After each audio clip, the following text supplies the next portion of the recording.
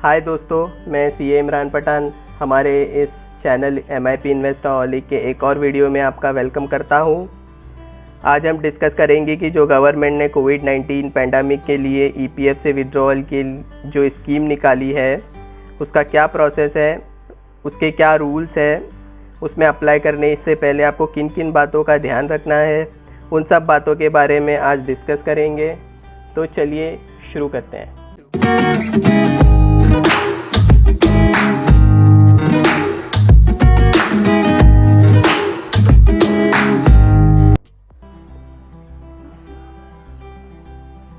तो दोस्तों, MIP इन्वेस्टोहॉलिक channel में मैं आपका फिर से वेलकम करता हूं। मेरे चैनल को अगर आपने अभी तक सब्सक्राइब नहीं किया है तो सब्सक्राइब कीजिए और बेल आइकन को दबाना ना भूलिए ताकि ऐसी इंटरेस्टिंग वीडियोस आप तक सबसे पहले पहुंचे। शेयर ज़रूर कीजिएगा मेरे इस वीडियो को ताकि जिनको इसकी ज़रूरत है उन तक ये वीडियो पहुंच सके और वो उसका बेनिफिट ले सके। तो दोस्तों चलिए पहले शुरुआत में हम देखते हैं कि इसके रूल्स क्या क्या है। तो सबसे पहले तो आप ये ध्यान में रखिए कि आपका जो बैलेंस है EPF में, तो आप पहले तो पासबुक में देखिए कि आपका बैलेंस कितना है। पासबुक की फैसिलिटी आपको EPF के वेबसाइट पर ही मिल जाती है। एक बार मैं आपको ऑप्शन ये वीडियो में भी बता दूंगा। तो आपको आपका जो टोटल बैलेंस होगा उसका 75% या फिर आपका 3 मंथ का basic wages plus dearness allowance, ये दोनों में से जो भी कम होगा उतना ही आप विड्रॉ कर सकते हैं। तो मैं एक एग्जांपल के थ्रू आपको बताता हूँ कि कैसे आपका होता है। तो आपकी सैलरी सपोज 25,000 पर मंथ है ग्रॉस, तो आपका बेसिक जनरली उससे कम ही होगा। तो सपोज आपको ये जो बेसिक है आपको अपने HR डिपार्टमेंट या अपने एम्प्लॉयर से बात करके आपको सैलरी स्लिप में भी मिल जाएगा या आपको HR डिपार्टमेंट भी आपको दे देगा। तो मैं एग्जांपल के लिए लेता हूँ कि आपका suppose basic salary plus dearness allowance 12,500 है और आपके EPF अकाउंट में बैलेंस है 1 लाख का। तो आपका जो ये केस में जो आपका विड्रॉल अमाउंट बनेगा उसमें आपका जो विड्रॉवल अमाउंट होगा, जो आपका बेसिक है 12,500 जो 3 महीने का, वो आएगा 37,500 और आपका जो EPF में बैलेंस है 1 लाख उसका 75% जो टोटल आएगा 75,000। तो ये दोनों में से जो भी कम होगा, मतलब ये दोनों में से कम है 37,500, तो आप उतना ही विड्रॉ कर सकते हैं, आप उतने ही अमाउंट के लिए एलिजिबल होंगे। तो ये आपको कैलकुलेशन एक बार देख लेना होगा क्लेम फाइल करने से पहले कि आप कितने एलिजिबल है, या नहीं तो आपका क्लेम रिजेक्ट हो सकता है। तो ये बात आप ध्यान में रख लीजिए क्लेम करने से पहले। तो चलिए अब आते हैं हम दूसरे स्लाइड में, जहाँ पर हम बात करेंगे कि आपकी एलिजिबिलिटी और रिक्वायर्ड इन्फॉर्मेशन क्या क्या होगी इसमें। तो सबसे पहले तो आपके पास UAN नंबर होना चाहिए जो कि आपको आपके एम्प्लॉयर की तरफ से मिलेगा। उसके साथ में आपको पासवर्ड जनरेट करना होगा जो कि आपका HR डिपार्टमेंट या एम्प्लॉयर आपको हेल्प कर सकता है और वो एक्टिव होना चाहिए। अगर आपको HR डिपार्टमेंट UAN देता है तो वो डेफिनेटली एक्टिव ही होगा। वो उस तरह से आप वो डिटेल्स ले करके इसको आपको रेडी रखना है डिटेल्स को। उसके बाद दूसरा जो आपको ध्यान में रखना है कि आपका आधार आपके UAN नंबर से लिंक होना चाहिए और वेरीफाइड होना चाहिए, तो ही आप विड्रॉल कर सकते हैं। और आपके आधार नंबर में मोबाइल नंबर कंपलसरीली ऐडेड होना चाहिए ताकि आपको OTP है और आप सबमिट कर सकें। अगर आपका आधार नंबर में मोबाइल नंबर नहीं है तो फिर आप ये क्लेम सबमिट नहीं कर पाएंगे, आपको OTP नहीं आएगा तो ये सबमिट नहीं कर पाएंगे। तो ये आपको बातें ध्यान में रखनी होगी। उसके बाद आपके UAN के साथ में आपका बैंक अकाउंट डिटेल्स एडेड होना चाहिए, मतलब उसमें बैंक डिटेल्स आपने ऐड किया हुआ होना चाहिए और वो एम्प्लॉयर ने अप्रूव किया होना चाहिए। अगर आपने KYC किया होगा तो आपका आधार प्लस बैंक डिटेल्स दोनों भी ऑलरेडी उसमें एडेड होगा, तो आपको उसकी चिंता करने की ज़रूरत नहीं है। आपको एक आपके चेकबुक में से एक चेक की आपको कॉपी स्कैन कॉपी आपको लेनी होगी। आप मोबाइल से भी इमेज ले सकते हैं और उसको रेडी रखना होगा और वो हमें at the end of the claim file के टाइम पर हमें वो लगेगा। तो आपको वो सिर्फ रेडी रखना है ताकि वो हम ऑन द स्पॉट उसको अपलोड कर सकें। तो चलिए अभी बात करते हैं कि हम प्रोसेस कैसे है, क्लेम करने का प्रोसेस कैसे है कोविड-19 में जो गवर्नमेंट ने स्कीम निकाली है आउटब्रेक ऑफ पैंडेमिक की, उसमें हम लोग प्रोसेस कैसे करें। तो सबसे पहले तो मैंने बताया जैसे कि आपको UAN नंबर और पासवर्ड की ज़रूरत होगी जो कि आपका HR डिपार्टमेंट या आपका एम्प्लॉयर इजीली आपको दे देगा। तो सबसे पहले आपको ये लिंक पर जाना है, ये लिंक मैं डिस्क्रिप्शन में आपको दे दूंगा। तो ये लिंक पर जा करके आपको लॉगिन करना है। आपको अपना यूएएन नंबर डालना है जो कि आपका एम्प्लॉयर से मिलेगा, और आपको उसका पासवर्ड डालना है, आपको कैप्चा डालना है और साइन इन कर देना है। एक बार आप साइन इन कर देंगे, आपका सक्सेसफुली अगर साइन इन हो जाता है तो आपको ऐसे स्क्रीन दिखेगा। ये स्क्रीन से पहले आपको एक ई नॉमिनेशन का टैब आएगा, वो टैब पे आपको लेटर पे क्लिक करना है, बिकॉज वो डिटेल्स हम लोग बाद में फिल कर सकते हैं। वो थोड़ा लेंदी प्रोसेस है, वो अभी उसमें आप मत जाइए, आपका टाइम वेस्ट हो जाएगा। तो आप वो उस पर लेटर क्लिक करके आपको ये स्क्रीन दिखेगा।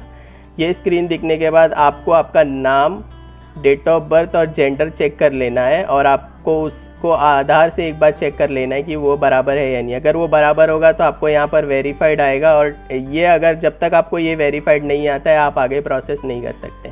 तो ये वेरीफाइड करने के लिए आपको एक यहाँ पर क्लिक करना है। यहाँ पर क्लिक करने के बाद वो बेसिक मॉडिफाइड डिटेल्स के लिए आपको एक स्क्रीन खुलेगा। वहाँ पर स्क्रीन में आपको आपका जो नाम है वो एज पर आधार डालना है, date of birth as per आधार डालना है, जेंडर एज पर आधार डालना है। एक बार वो आप उसको सबमिट कर देंगे बेसिक मॉडिफाइड डिटेल को, तो वो चला जाएगा आपके एम्प्लॉयर के पास। आपका एम्प्लॉयर एक बार उसको एक्सेप्ट कर लेता है। आपको रिक्वेस्ट करना है एम्प्लॉयर को कि वो प्लीज़ एक्सेप्ट कर लीजिए। अगर वो एक बार एक्सेप्ट कर लेता है तो वो डिटेल्स जाएगी आपके रीजनल प्रोविडेंट फंड ऑफिस में। तो वो प्रोविडेंट फंड ऑफिस को भी उनको वो भी अप्रूव करना होगा। वो भी most probably 2 to 3 days working days में हो जाता है। तो आप ये एक्सपेक्ट कीजिए कि ये प्रोसेस अगर आपका वेरीफाइड नहीं आ रहा है तो आपको 1 हफ्ता और लग जाएगा ये प्रोसेस कंप्लीट करने के लिए। तो इस बात का आप ध्यान रख लीजिए। तो आपका यहाँ पर मोबाइल नंबर भी अपडेटेड होना चाहिए और ईमेल आईडी भी अपडेट होना चाहिए, ताकि आपको कोई प्रॉब्लम नहीं आवे। तो और आपका बैंक अकाउंट डिटेल्स भी एडेड होना चाहिए। ये सब डिटेल्स एक बार आपकी परफेक्टली हो जाएगी तो आपको नेक्स्ट जो आपका प्रोसेस है वो आपको क्लिक करना है ऑनलाइन सर्विसेज में। ऑनलाइन सर्विसेज में क्लिक करके आपको क्लिक करना है क्लेम फॉर्म 311910C जो ऑप्शन है उसमें आपको क्लिक करना है। वो क्लिक करने के बाद आपको ये स्क्रीन दिखेगा। ये स्क्रीन में आपको आपका सब डिटेल्स एक बार चेक कर लेना है कि सब बराबर है। ये सब चेक करने के बाद आपको यहाँ पर आपका बैंक अकाउंट नंबर डालना है जो कि आपने ये यूएएन में डाला हुआ है, या आपको जो बैंक में पैसा चाहिए वो बैंक का आपको यहाँ पर अकाउंट नंबर डालना है। वेरीफाई पे क्लिक करना है। वेरीफाई पे क्लिक करने के बाद आपको ये स्क्रीन दिखेगा।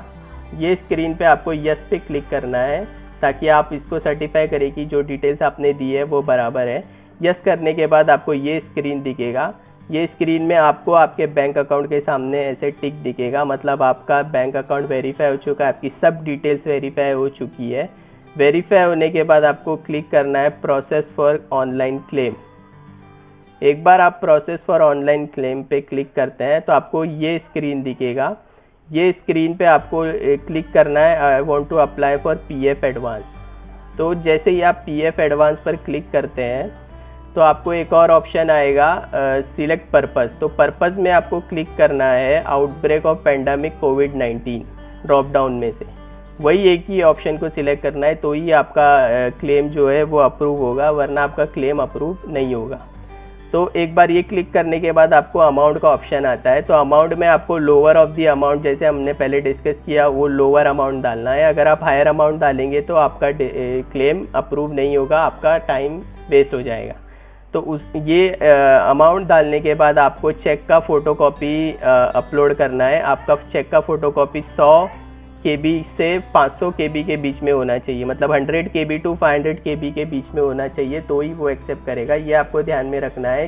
फ़ोटो ऐसे क्लिक कीजिए कि उसका साइज़ ये दोनों के बीच में आ जाए। देन आपको आपका होम एड्रेस डालना है। होम एड्रेस डालने के बाद आपको गेट आधार OTP पे क्लिक करना है, जो कि आपके आधार में जो मोबाइल नंबर रजिस्टर्ड होगा उस पर वो OTP आएगा। वो OTP आने के बाद आपको OTP आपको डाल देना है। तो आपका क्लेम जो है सबमिट पे क्लिक करने के बाद आपका सबमिट हो जाएगा और आपको मैसेज आएगा योर क्लेम इज सबमिटेड। तो आपको जो PDF जनरेट होगा वो डाउनलोड करके रख लेना है आपके फ्यूचर रेफरेंस के लिए। तो एक बार आपका ये सब प्रोसेस हो जाता है तो आपका जो क्लेम होता है वो 3 दिन में सेटल हो जाएगा, जो कि ऑटोमेटिक है। आपको कोई भी इसमें गवर्नमेंट कोई एम्प्लॉय इसमें इन्वॉल्व नहीं होगा। आपका जो भी होगा क्लेम 3 वर्किंग डेज में सेटल्ड हो जाएगा। आपको 3 दिन के बाद आपका जो स्टेटस होगा, आप जब चेक करेंगे तो आप स्टेटस भी चेक कर सकते हैं ऑनलाइन जा कर के। तो उसमें आपको 3 वर्किंग डेज के बाद आपको सेटल्ड दिखेगा। एक बार आपका सेटल्ड दिख जाता है तो आपको 7 वर्किंग डेज में आपका पैसा आपके अकाउंट में आ जाएगा, तो आप उस पैसे को यूज़ कर सकते हैं। और ये जो अमाउंट है ये नॉन रिफंडेबल है, मतलब आपको जो आप ये एडवांस लेंगे EPF में, ये नॉन रिफंडेबल है, मतलब आपको ये वापस देने की ज़रूरत नहीं है। ये पैसा आप अपने जो भी आपकी ज़रूरत है उस हिसाब से आप यूज़ कर सकते हैं। तो ये नॉन रिफंडेबल बैलेंस एडवांस है, तो इसको आपको देने की ज़रूरत नहीं, ना कोई इस पर इंटरेस्ट वगैरह लगेगा। तो जो आपका बैलेंस होगा उस पर आपको जैसे इंटरेस्ट पहले मिलता था वो मिलता रहेगा।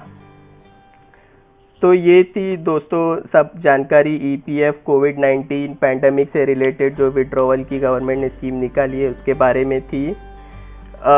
तो होप आपको ये वीडियो पसंद आई होगी। तो मैं आशा करता हूँ कि आप हमारे साथ जुड़े रहेंगे। लाइक ज़रूर कीजिएगा, शेयर कीजिएगा और अगले वीडियो को देखने के लिए सब्सक्राइब कीजिएगा। Thank you very much.